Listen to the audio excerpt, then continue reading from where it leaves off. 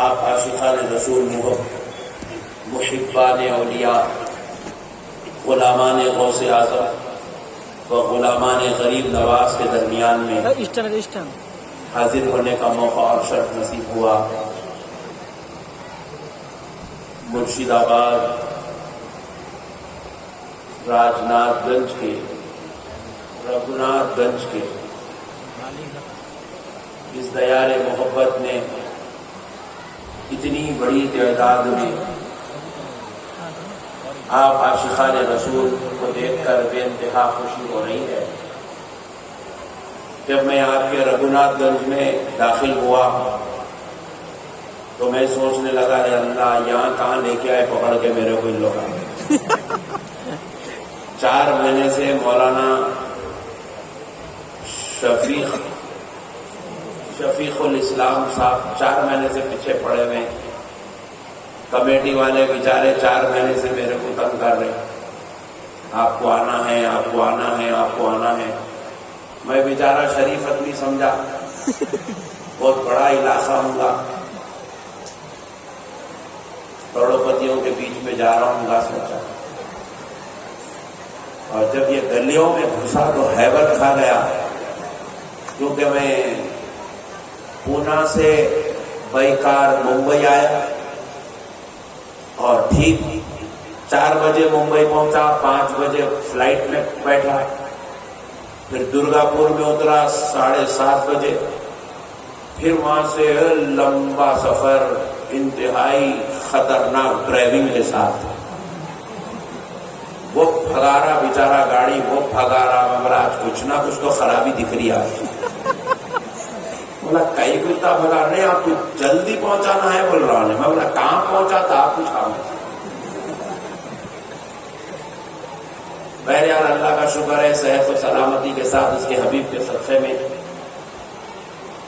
یہاں پہ آئے تک بھی میرے کو ٹینشن تھی، مگر جب یہ عاشقوں کا مجموعہ دیکھا، یہ غلامان مصطفیٰ کی تعداد دیکھا،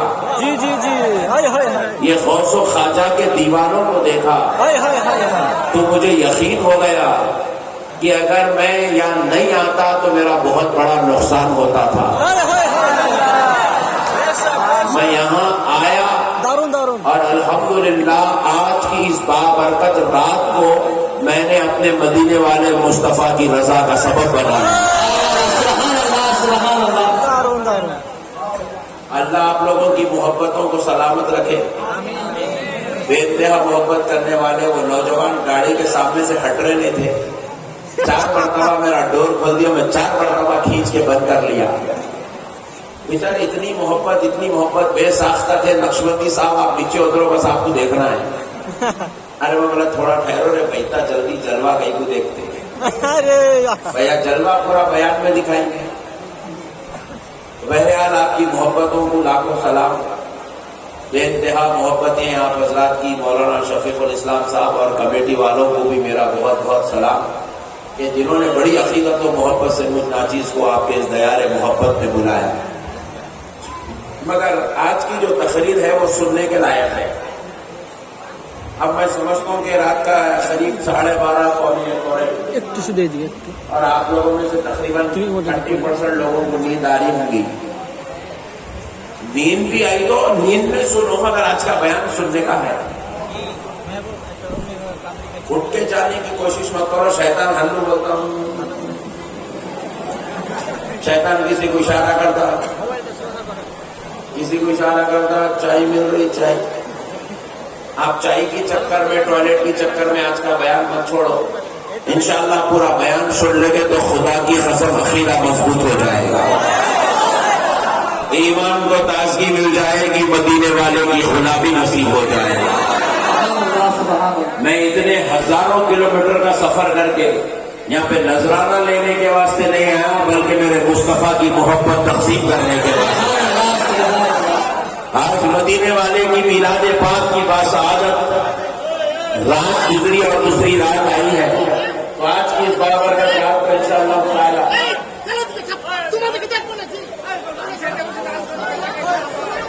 افضل صلواتك وعدد معلوماتك وبارك وسلم، صلاة وسلاما عليك يا رسول علیہ یا حبیب اللہ صلی اللہ تعالی علیہ وآلہ وصحبہ وسلم۔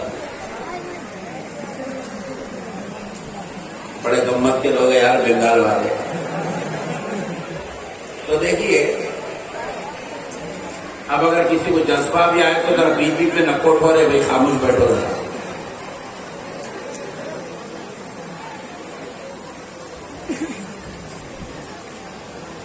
میں نے جو آیت مبارکہ کی تلاوت کا شرف حاصل کیا، اللہ رب العزت ارشاد فرماتا ہے ہم نے ان رسولوں میں بعض رسولوں پر بعض رسولوں کو فضیلت دی، یعنی کہ رسول پر رسول کو فضیلت ہے۔ رسول رسول ہو کر فضیلت پانے میں ایک رسول دوسرے رسول کے برابر نہیں ہے۔ بولیے ایک رسول دوسرے رسول کے برابر نہیں ہے۔ اب آپ کو خلاصہ کر کے سمجھاتا ہوں، حضرت عیسیٰ رسول تو ہے مگر حضرت موسیٰ کے برابر نہیں ہے۔ اتنا ٹھنڈا نہیں ہے ذرا زور سے۔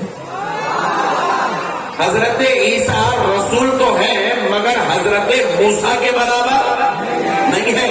حضرت عیسیٰ کی جو شان و عظمت ہے اس سے بڑھ کر حضرت موسیٰ کی شان و عظمت ہے۔ حضرت موسیٰ رسول تو ہے مگر حضرت داؤد کے برابر نہیں ہے۔ حضرت داؤد رسول تو ہے مگر حضرت اسحاق کے برابر نہیں ہے۔ حضرت اسحاق رسول تو ہے مگر حضرت اسماعیل کے برابر نہیں ہے۔ حضرت اسماعیل رسول تو ہے مگر حضرت ابراہیم کے برابر نہیں ہے۔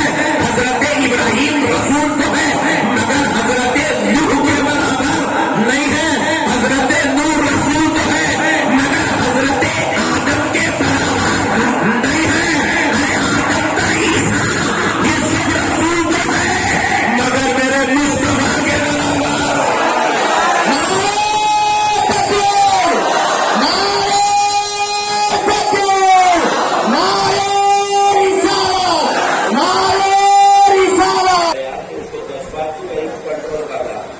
منتری لگ رہا ہے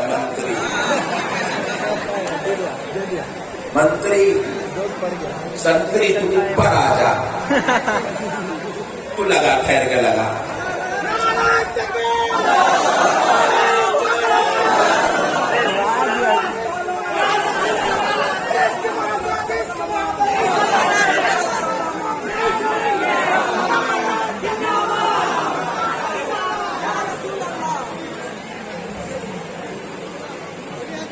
ارے یار سب کو حق ہے اپنے اپنے جذبات کا اظہار کرنے کا۔ تم بی جے پی کے تھوڑی ہو، تم تو مدینے والے رسول کی پارٹی کے ہو، تو پھر اتنی شور مچا دو کہ دنیا کہہ دے کہ آج مسلمانوں کا نبی پیدا ہوا ہے۔ تو غور کر کے سنو کہ رسول رسول ہو کر رسول کے برابر نہیں ہے۔ ہر رسول کا مرتبہ اس سے دوسرے رسول کا مرتبہ پہلے والے رسول سے بڑا ہے۔ ہر رسول کا مرتبہ دوسرے رسول سے بڑا ہے۔ ایک رسول کا مرتبہ دوسرے رسول سے بڑا ہے۔ کوئی رسول کسی رسول کے برابر نہیں ہے۔ رسول رسول ہوگا، رسول کے برابر نہیں ہو سکتا۔ تو 14ویں صدی کا ملا میرے نبی کے برابر کیسے؟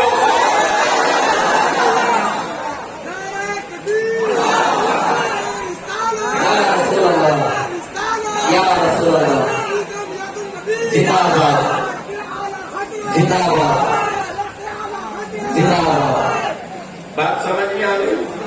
ارے بھائی اگر وہ ہم لوگ کون ہے مانے؟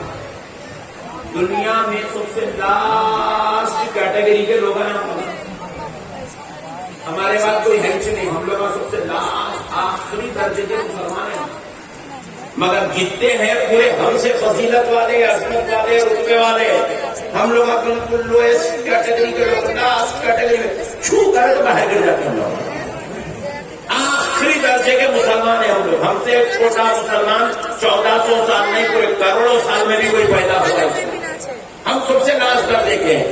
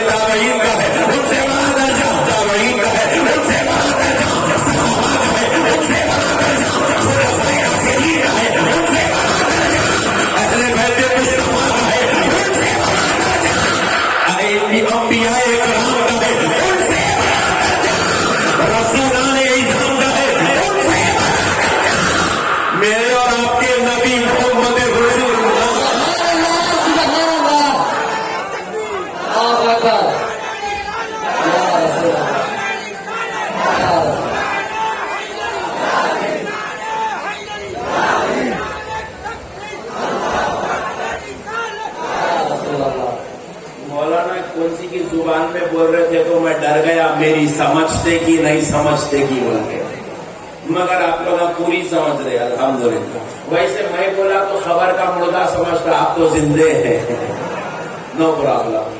تو مسئلے کو سمجھو، ہم لوگ آخری کیٹیگری کے، ہم سے چھوٹا کوئی ہے ہی نہیں، اور میرا نبی سب سے اعلیٰ ہے، انسانوں میں اس سے بڑا کوئی ہے ہی نہیں۔ میں انسانوں میں سب سے افضل و اعلیٰ میرا نبی، انسانوں میں سب سے کمزور آج کا مولوی۔ اب یہ مولوی بولے ہم چاہے تو عمل میں نبی کے برابر ہو سکتے، اولا ہو گیا۔ تو چراغ ہے وہ سورج ہے، چراغ کی روشنی کدھر، سورج کی روشنی کدھر؟ اور اگر ہوا آئی تو سورج چراغ بجھ سکتا ہے، مگر قیامت تک سورج کو کبھی زوال نہیں آ سکتا ہے۔ مگر یہ سن لے پھر بھی قیامت تک سورج کو زوال آئے گا، مگر قیامت آئے گی تو میرے مصطفیٰ کا چرچا اور بڑھ جائے گا۔ قیامت ختم ہوگی، جنت میں میرے نبی کا مقام اور بڑا ہو جائے گا۔ اس کے رب نے اس کو ایسا بنایا ہے، ہر دن اس کی عظمت بڑھتی جاتی ہے، کبھی اس کی عظمت کم ہونے والی نہیں۔ میرے رب نے میرے مصطفیٰ کو بے مثل و مثال بنایا ہے۔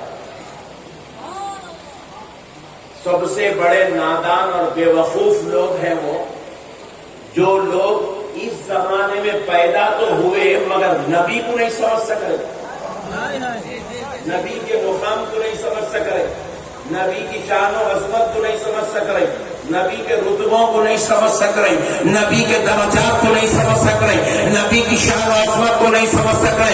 وہ سب سے بڑے بدترین درجے کے لوگ ہیں جو نبی کو اپنی طرح سمجھتے ہیں۔ نبی کو کتنا بھی مت پڑھا دو کہ اس کے بیچارے کی ریکارڈنگ خراب ہو جائے، تھوڑا ادھر کرو، تھوڑا بس۔ اب اس کو چھوڑو، بات سمجھ میں آ گئی؟ نبی کے مقام پر میلاد منانا کہیں کو،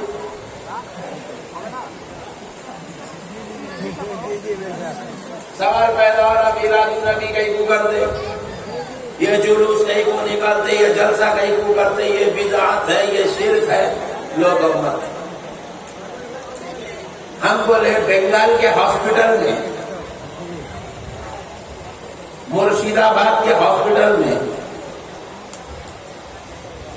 رگھوناتھ گنج کے ہاسپٹل میں ایک بچہ پیدا ہوا، اور اس بچے کی نانی نے، امی نے اس کے ابا کو فون کر کے بولا کہ اجی دواخانے کو آؤ، لخت جگر آ گیا،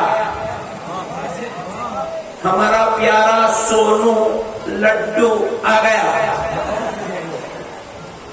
باپ نیند سے اٹھا، خوشخبری سنا، بے ساختہ ہوا، سیدھا دواخانے کو بھاگتا یا مٹھائی کی دکان کو جاتا؟ بولو بنگال والا کہاں جاتا؟ ارے وہاں بنگال میں بھی اچھے باپ ہے، اس کا مطلب مٹھائی کی دکان کو جاتا، جا کے 2-4 کلو مٹھائی لیتا، دواخانے کو پہنچتا، بچے کی اماں کو کھلاتا، نانی کو بولتا تھوڑا تم بھی لے لو، نرس کو بولا ڈارلنگ تم بھی لے لو، نرس بھی کھا لیے، ڈاکٹر کو بھی دے دیا آپ بھی لے لو۔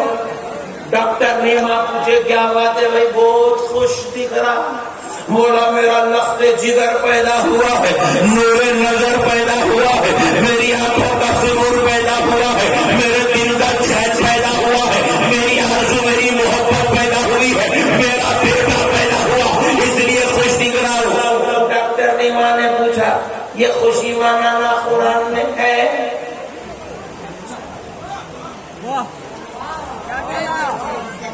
کالے باپ کا کالا بیٹا پیدا ہوا تو خوشی منانا حدیث میں ہے؟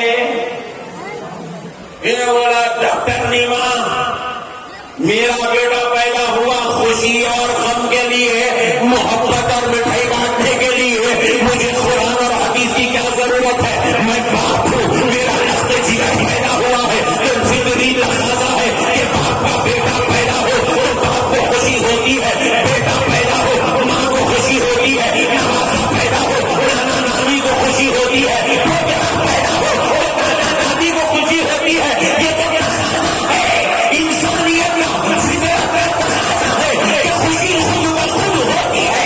تو پھر ہم نے بھی جواب دیا, ارے ظالم سن لے, تیرا بیٹا پیدا ہوا تو تو خوشی منا رہا ہے, مگر مکے کی دھرتی پر آمنہ کے گھر میں 12 ربیع الاول کو جو بیٹا پیدا ہوا وہ صرف حضرت آمنہ کا بیٹا نہیں, وہ صرف حضرت عبداللہ کا دلالہ بن کر نہیں, وہ صرف حضرت عبدالمطلب کا پوترا بن کر نہیں, بلکہ قیامت تک آنے والے ہر انسان کا ایمان بن کر پیدا ہوا.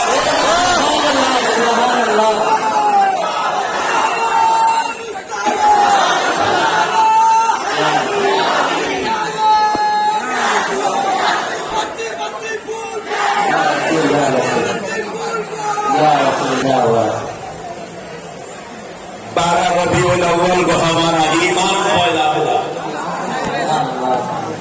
کون پیدا ہوا؟ ذرا زور سے بولو.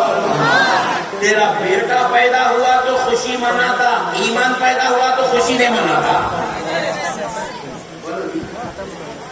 اگر ایمان کے پیدا ہونے پہ تجھے خوشی نہیں ہے تو پھر ایمان کا کلمہ پڑھتا کئی کو. جی بے شک بے شک بے شک بے شک. کس کا کلمہ پڑھا؟ ابا کا پڑھا, نانا کا پڑھا, چچا کا پڑھا, پھپھا کا پڑھا, کلمہ تو آمنہ کے لال کا پڑھا.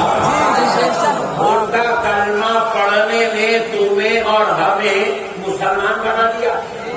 جی بے شک. ان کے صدقے میں قرآن ملا, ان کے ذریعے سے نماز ملی, ان کے ذریعے سے دین ملا, ان کے ذریعے سے شریعت ملی, ان کے عمل سے حدیث ملی, ان کے قول و فعل سے حدیث ملی, ان کے ذریعے سے جنت کا پتہ ملا, ان کے ذریعے سے نیکی کا عمل ملا, ان کے ذریعے سے گناہوں سے بچنے کا طریقہ ملا, ان کے ذریعے سے شیطان کے شر سے بچنے کا ماحول ملا.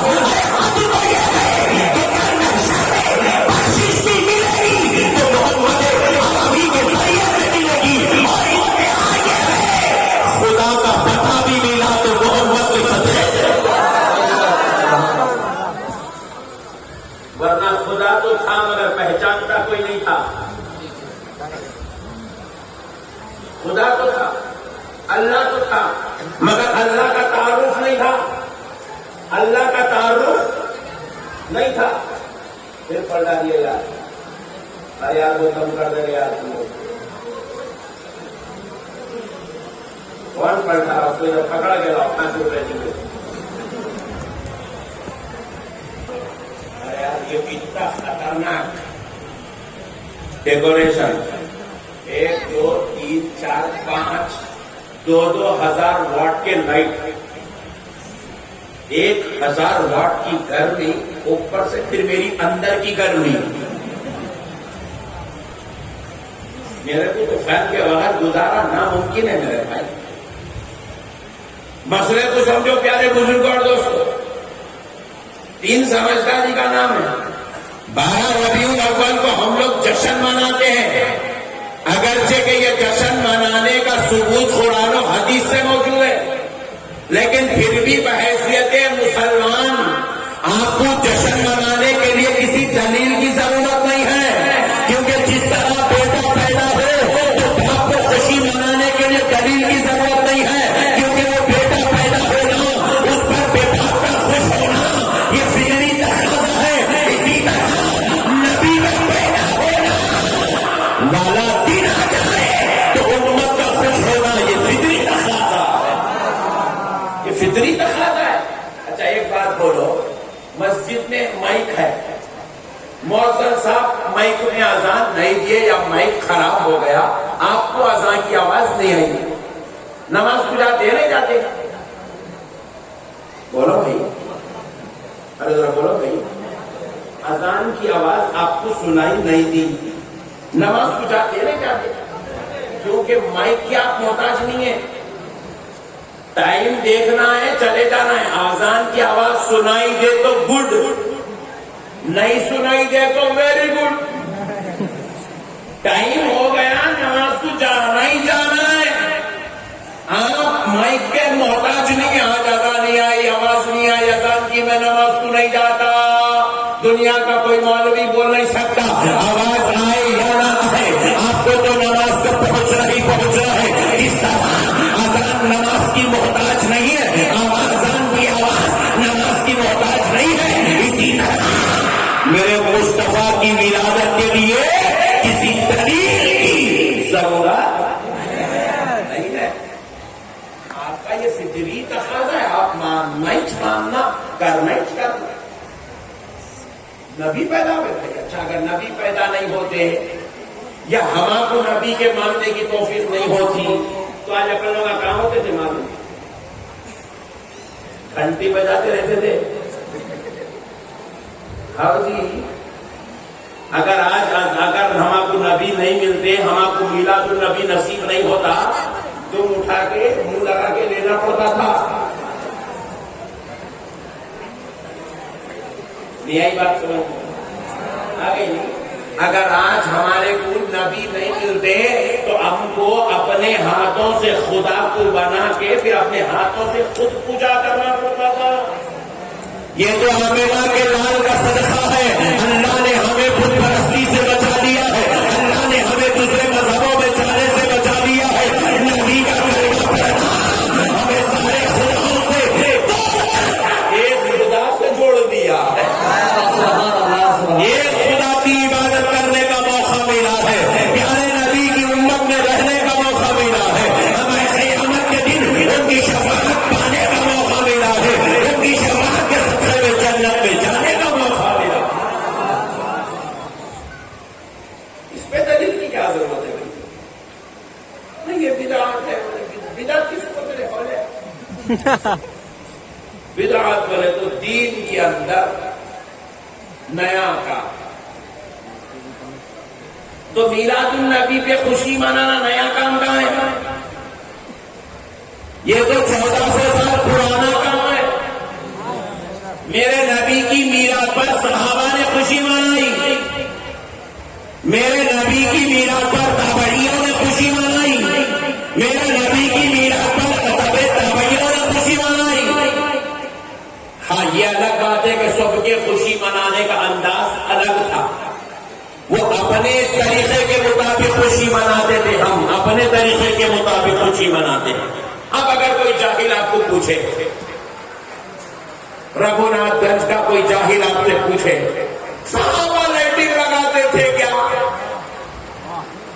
یہ بچے بیٹھے تو اپنے بیچارے بھولے بھالے مسلمان صحابہ لائٹنگ لگاتے تھے کیا؟ صحابہ لائٹنگ لگا، صحابہ اتنا بڑا پنڈال ڈالے تھے کیا؟ صحابہ چھٹیاں لگائے تھے کیا؟ صحابہ ٹھنڈے پڑ کر کے نکلے تھے کیا؟ کوئی آپ سے پوچھے،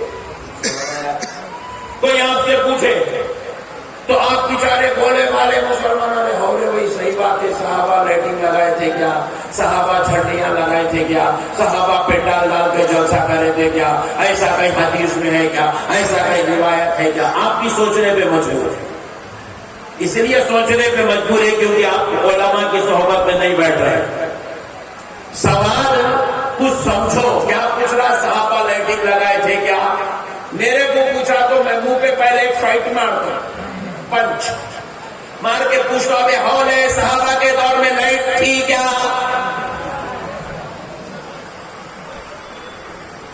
پوچھا کہ صحابہ کے دور میں پنڈال ڈالے تھے کیا؟ تو میں پوچھو صحابہ کے دور میں پنڈال تھا کیا؟ صحابہ کے دور میں جھنڈیاں لگائے تھے کیا؟ تو میں پوچھتا ہوں صحابہ کے دور میں جھنڈی بنانے والی فیکٹری تھی کیا؟ ارے نادان، یہ آج ہمارے دور میں نصیب ہو رہا ہے تو ہم یہ سب کر رہے ہیں، انہوں نے اپنے دور کے حساب سے کیا، ہم اپنے دور کے حساب سے کر رہے ہیں۔ سبحان اللہ، سبحان اللہ۔ آج ہماری مسجد کے اوپر سلیب ہے نہیں ہے، اندر لائٹ ہے نہیں ہے، مائک ہے نہیں ہے، اے سی ہے نہیں ہے، تمہاری مسجد میں نہیں ہوگا، ہندوستان کی ہزاروں لاکھوں مسجدوں میں اے سی لگا ہوا ہے. آپ بتاؤ صحابہ کی مسجد پہ سلیب تھا کیا؟ پھر تو کہیں پورا تو بھی عربی کے پتے دار اس کے نیچے نماز پڑھ. صحابہ کی مسجد میں جانماز تھے نہیں تھے؟ اپنے پاس ہے اٹھا دے. صحابہ کی مسجد میں پتھر بچھا ہوا تھا نہیں تھا؟ پھر اپنی مسجد میں سے نکال دے. اپنی مسجد میں لائٹ ہے، صحابہ کی مسجد میں لائٹ نہیں تھی. اپنی مسجد میں مائک ہے، صحابہ کی مسجد میں مائک نہیں تھا. پھر تو بھی نکال دے. اس کے بعد تو خالی ایک لکڑیاں گاڑ، اس کے اوپر پتے ڈال، نیچے نماز پڑھ. سجدے میں گیا، کنکرے چبھے تو ملکاری باپ رے باپ، وہ سنیوں کو مان لیے تو اچھا ہے رے بھائی. دیکھو ایک صاحب ایسی بولے مسخرے کرتے، بچے آ کے بیٹھتے چچورے بنے کے باتیں کرتے بات. بچہ بولا مولانا جو نبی کے دور میں تھا میں وہی کروں گا، جو نبی کے دور میں نہیں تھا میں وہ نہیں کروں گا. تو میں پوچھا نماز کو کہنے جاتا؟ آپ پوچھا نماز کو جاتے نا، نکل گیا. یہ قریب ہے تو پیدل آ رہا. کوئی آدمی 1 کلومیٹر سے آ رہا تو کہاں سے آ رہا؟ بائک پہ، کار میں. میں پوچھا تو کہیں پہ جاتا؟ بولے میرے پاس کار ہے، میں کار پہ جاتا ہوں. خبردار کل سے تو کار پہ نہیں جانا نماز کو. بولے پھر کس پہ جانا؟ بولا کھدے پہ بیٹھ کے جا. کیونکہ نبی کے دور میں کار کی سواری، صحابہ کے دور میں کار کی سواری، بائک کی سواری. صحابہ کے دور میں 3 سواریاں بڑے مشہور تھے. پہلی سواری گھوڑے کی سواری، دوسری سواری اونٹ کی سواری، تیسری سواری گدھے کی سواری. گدھے پہ بیٹھ کے سواری کرتے تھے. میں بولا کل تو ایک گدھا خرید کے اس پہ بیٹھ کے مسجد کو جا، عیدگاہ کو جا. اس کے بعد لوگ پتھرے لے کے مارے تو میرے کو نہیں بولنا. بولے جو نبی کے دور میں تھا میں وہی کروں گا، جو نبی کے دور میں نہیں تھا وہ میں نہیں کروں گا. تو میں پوچھا تو کیا پہنتا؟ بولے میں جینس پینٹ ٹی شرٹ پہنتا ہوں. نبی کے دور میں تو کوئی پینٹ نہیں ہوتا. میں بولا تیری شادی کہاں ہوئی؟ بولے میرج ہال میں. میں بولا طلاق دے، کیونکہ صحابہ کے دور میں کوئی میرج ہال تھا ہی نہیں. صحابہ کی شادی تو گھروں میں دیوان خانے میں ہوتی تھی. تو میرج ہال میں کیسا کرتا؟ جیسے صحابہ کرے ویسا کرنا. تو کیا کھایا آج؟ بولا مولانا میں مرغی کھایا. نکال، الٹی کر، انگلیاں ڈال کے پورا نکال دے باہر. بولے صحابہ تو کبھی چکن کا سالن کھائی نہیں. ان کے پاس تو مرغ مسلم نام کی کوئی ڈش تھی نہیں. وہ سوکھی روٹی کھاتے تھے، وہ سرکہ لگا کے کھاتے تھے. ان کے پاس تو مسالے دار کھانا سالن تھا ہی نہیں. اپنی بات آئی تو پٹھا پورے کلمہ کر لے رہا، نہ اللہ یاد